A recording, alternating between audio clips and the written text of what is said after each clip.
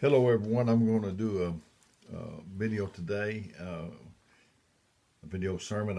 I'm, I did a series a while back on the senses, and I'm going to start one today on the things that God hates. He lists six in the Bible and said the seventh one was an abomination.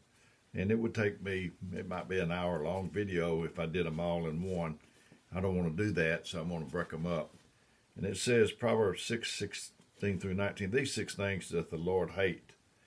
Yea, seven are abomination to him: a proud look, a lying tongue, hands that shed innocent blood, a heart that deviseth wicked imaginations,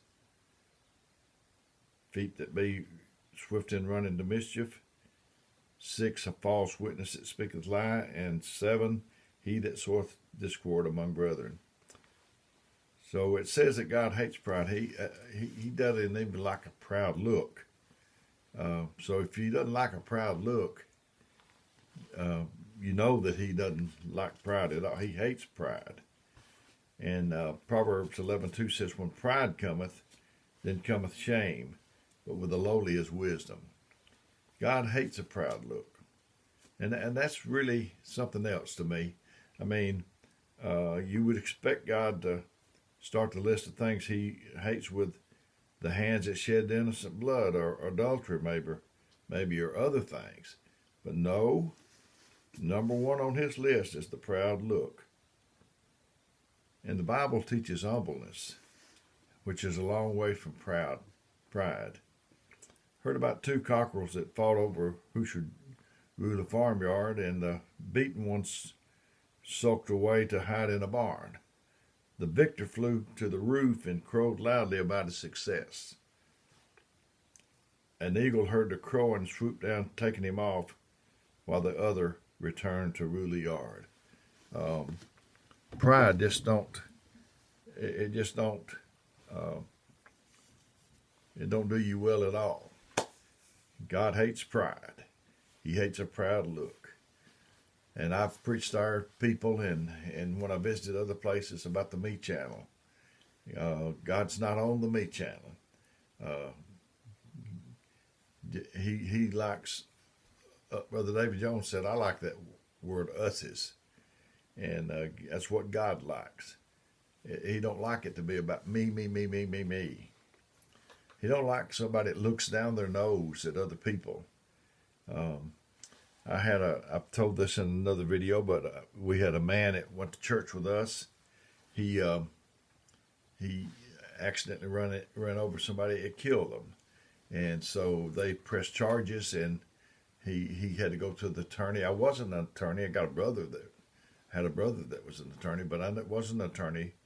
But I would just go with him just to be support to him, and they told him right off the beginning. They said, you have the right to remain silent. Anything that you say can and will be used against you in a court of law. So that's the same rights we've got. It's just to be silent. And anything we say can and will be used against us. Years ago, I'm not into playing flesh games. Who's got the most this and who did the greatest that. If we could crucify the flesh and nail it to the cross, then the spirit could flow from the back to the front and from the front to the back. I had a grandson that was born in 1990, and his little sister that came next was born in 95, so he was 5 years old. We went to the hospital then, and you looked at him through a glass room, a room with glass so you could see him. They'd roll the little baby in its crib up to the window, and he was looking and straining to see, and they said, there she is right there. And he said, where? And they said, look how big she is. And they said, oh, how pretty she is. And she was weighed a pretty good bit, and they said, oh, how big she is. And he said, look at me, I'm big. So, I've said in videos before, we could be big, but we let little get a hold of us. And pride is a little man's game. Proverbs 16:18 through 19 says that pride goeth before destruction, and an haughty spirit before a fall. It better is it to be of humble spirit with the lowly than to buy the spoil with the proud. Uh, it speaks of people who are arrogant and full of themselves. Don't have room for nobody else. They just full of themselves. Proverbs 18:13 says, "The fear of the Lord is to hate evil. Pride and arrogancy and evil way and the forward mouth do I hate." When we say, "I don't need to live God's way, I will do what I want to do and when I want to do it," that's pride. God hates a proud look. So let's not put our will above the will of the Lord. And only by pride cometh contention, but with the well advised is wisdom.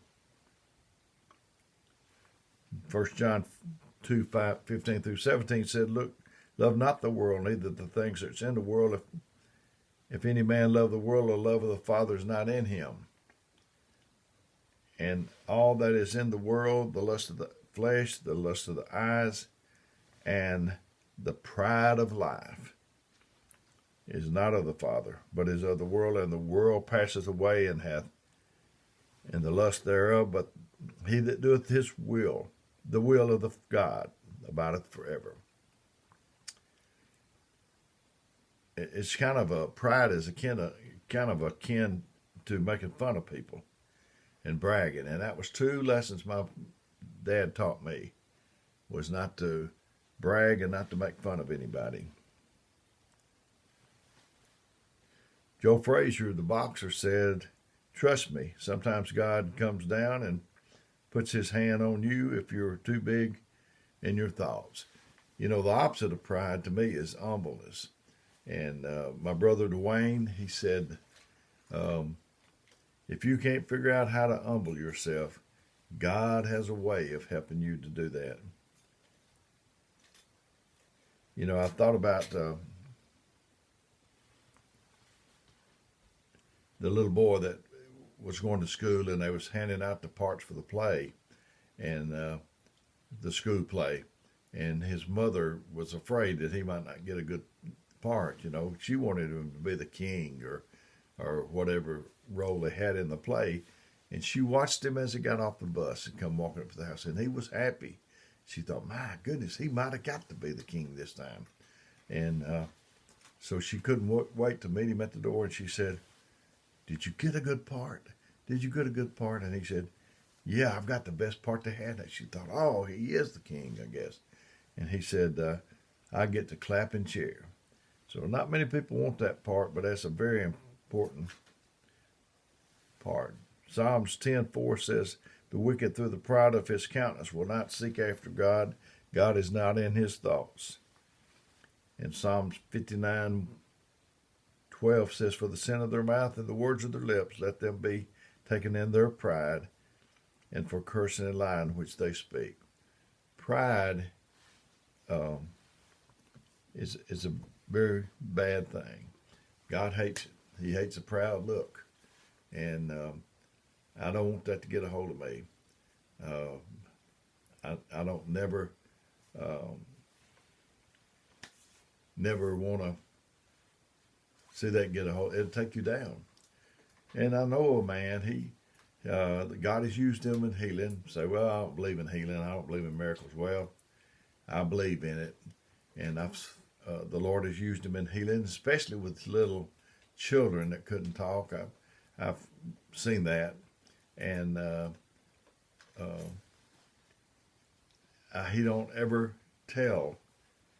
He just tells that he was there when it happened, because I know him, and I know that he don't want to get lifted up, and it comes before the fall, and he don't want to get lifted up.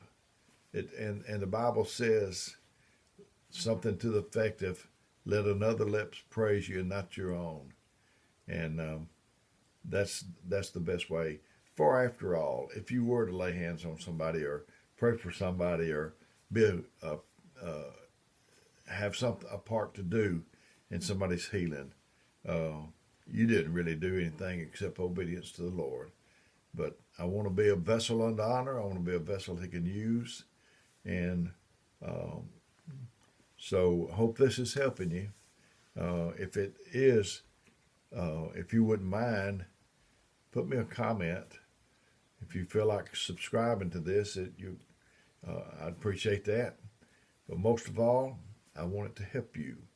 Whether anything else happens or not, I want this to help you.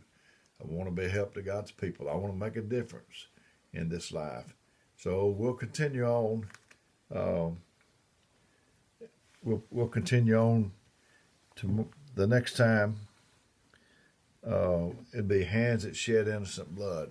So stay tuned, as they say, and tune in, and we'll try to address that. So may God bless you. It's my prayer.